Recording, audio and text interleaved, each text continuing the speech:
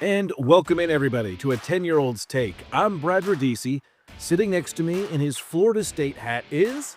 Kevin Radisi. And Kevin, we are in uncharted waters for this podcast, episode 9.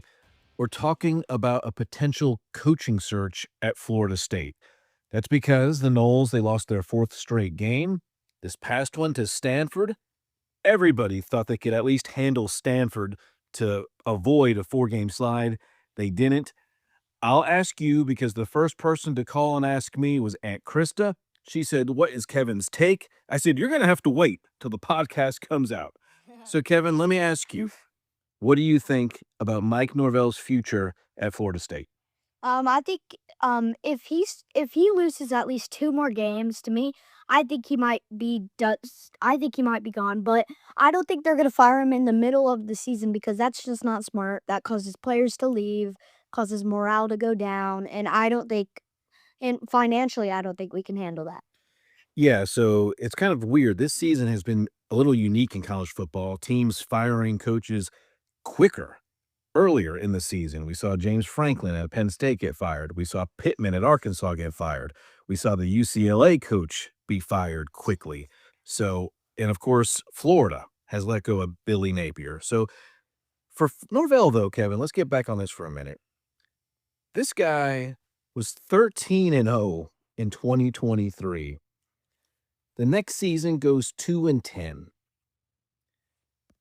He had all this money, NIL money, to maybe restructure the roster this year. Brought in 2 new coordinators with Gus Malzahn, his longtime friend, Tony White, an up-and-coming defensive coordinator. They beat Alabama, but they just haven't been able to do it overall, particularly in the ACC. His record, it's not very good, is it? Yeah, it's only 20-24 in the Atlantic Coast Conference, so that's not very good. 36-31 overall, Mike Norvell is.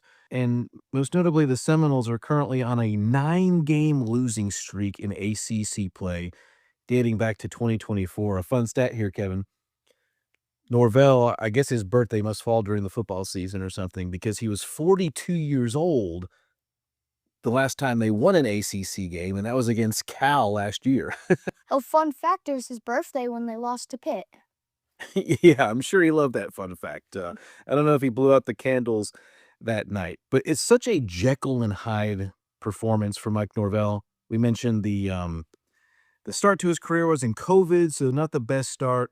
2021, he took Notre Dame to the brink. We thought, oh, here we go. Then we lose to Jacksonville State.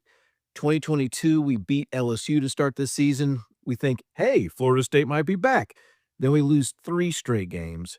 So I don't know what the deal's going to be, but you mentioned the buyout. Tell me how much that is. Yeah, the problem is it's 50+ million to get him gone, and I don't think we can afford that. No, there's some financial back and forths with Florida State. Of course, they're in the ACC, so they don't make as much money as an SEC or a Big Ten team. So what they did on Monday, everyone thought he was going to be fired on Monday, Kev. So they just had the athletics director release this statement that said, hey, we'll wait till the end of the season to make a decision on Coach Norvell. Today, or not today, but on Wednesday, Norvell spoke, and I'll give the guy credit. He had the courage to go out there and face all the questions, which, I will say this about Mike Norvell, Kevin. He has owned up to the issues of the game. How did you feel when we were in separate places when you watched the Stanford game? I feel that the defense this time, I think the defense did well. Considering it is the Stanford offense, but I think the offense really needed to step it up that game. In the last drive, I, for one, thought that was a touchdown, but the number 0 on defense pushed him back out. Yeah. And I think that Kevin Sperry did good on that last drive. Really good.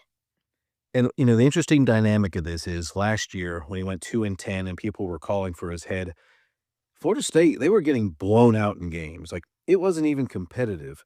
This year is that, these are like 1-possession games, right? So every single game we've lost was in 1 touchdown or 1 score. Yeah, so I know that's an interesting argument, but, from a fan standpoint, you don't want to hear it, right? Particularly a Florida State fan.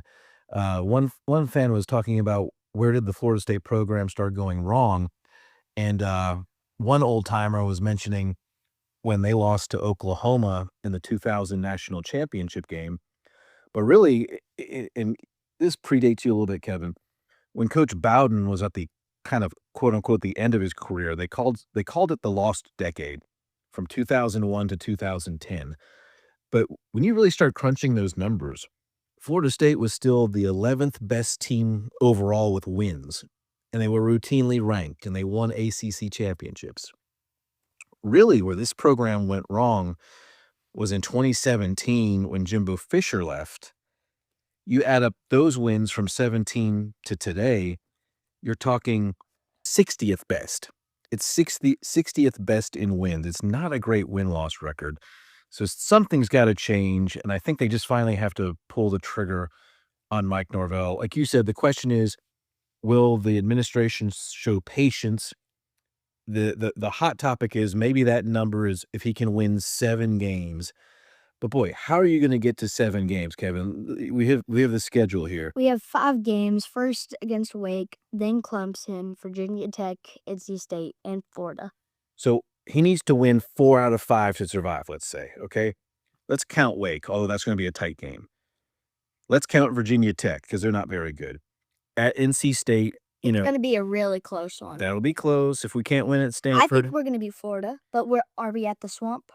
we're at the Swamp, Oh. so you have to steal at Florida or at Clemson. And who knows? They're on the bye week. Maybe they can come back with a little heart and fight for their coach, but we'll know pretty quickly, I think, November 1st against Wake, if this team has Norvell's back and wants to save his job, or if they're gonna collect a paycheck and move on to the next gig for them. So it's gonna be an interesting week. So your heart is they should probably get rid of him, but maybe they can't. I think that we're gonna beat. Well, I think that I gotta say I don't want him to go, but at the same time it's a good argument to say that he needs to go. Oh, he's a nice guy, no doubt. He seems like a nice person. He certainly handled the shooting of the linebacker for Florida State, calling the family every single day. The guy's got a good heart. I know he wants to win, but something's just not clicking. Statistically, he's not the best coach, but in my mind, I think he's a good coach, Yeah, I hear you. and he deserves to stay. Maybe just not at Florida State. Yeah. Hey, let's talk about a couple of replacements, all right? There's been a little buzz in the air about Jimbo Fisher coming back. What would you think about Jimbo coming back as the head coach who won the national championship I'd in take 2013? I'd take Jimbo over Mike. I have Yeah. to say. I think Jimbo. I waved to Jimbo personally. I yelled Jimbo, and he looked back, and I waved to him. He said, "There's Kevin, 10-year-olds take." Only I wish, but anyways. So there's some folks are like James Franklin from Penn State. Heck The no. the fact is nobody truly knows because particularly if they're gonna wait, but my only argument for Jimbo Fisher is he knows the culture. He has direct connection to Bobby Bowden. He knows Florida. He understands the recruiting in Florida. He's recruited in Texas. We would have top 10 classes in my mind every year with Jimbo. If you've ever met Jimbo Fisher, and I've been lucky to talk to him a few times, he is a history buff for college football, and he knows his legacy will or could be left at Florida State if he wins one more national championship. If he wins one more national championship at Florida State, they're putting a statue on that campus for him. And I think ultimately that's his big regret was leaving Florida State for Texas A&M, and he wants to come back. He could be a bridge for Florida State to get to the SEC. He has a lot of connection in there, and that's ultimately where we need to get to, Kev, as a program. Because we need the ACC doesn't get money. Yeah. They don't get treatment like the SEC does. Let's say Auburn went 2-5, and we were like 4 and what's it like 2? They'd probably put Auburn ahead of us. Let's be for real. Yeah, no, you're right. So let's see how it all shakes out. We'll know a lot more. It's good to have a bye week. It's bad because we have to wait, but hopefully they'll get healed up. All the coaches who spoke this week feel that if this team got healthy, like it was against Alabama, that they can do some damage. It's just really Where is their head at? And can they put that all back together? Well, hey, we do talk some games here, Kev, and this weekend, there's a few big ones. You mentioned Auburn, okay? They're at Arkansas, who Bobby Petrino is taking over that team. Okay. Auburn's cooked.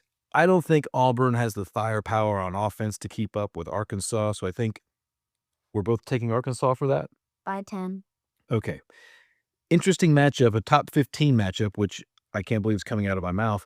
Missouri versus 10th ranked Vanderbilt. Missouri's cooked. You think so? Yeah. Okay.